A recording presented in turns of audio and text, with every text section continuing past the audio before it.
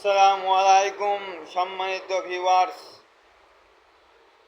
আল্লাহু আকবার, আল্লাহু আকবার, লা ইলাহা ইল্লাল্লাহ, আল্লাহু আকবার, আল্লাহু আকবার, লিল্লাহিল হামদ। আল্লাহু আকবার, সুবহানাল্লাহ, আলহামদুলিল্লাহ, লা ইলাহা ইল্লাল্লাহ, সুবহানাল্লাহি ওয়া বিহামদিহি, সুবহানাল্লাহিল আযীম।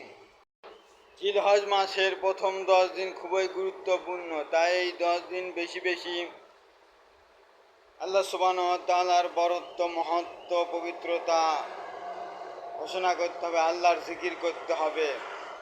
সর্বোত্তম কালেমা 4টি, লা ইলাহা ইল্লাল্লাহ, আল্লাহু আকবার, আলহামদুলিল্লাহ, সুবহানাল্লাহ। এর যে কোনো একটি দিয়ে শুরু করা যায়।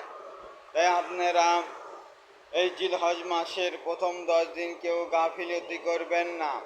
আমরা মুসলিম হিসেবে চাই মানুষ সঠিক দিন শিক্ষা পাক, সঠিক দিনের পথে চলে আসুক।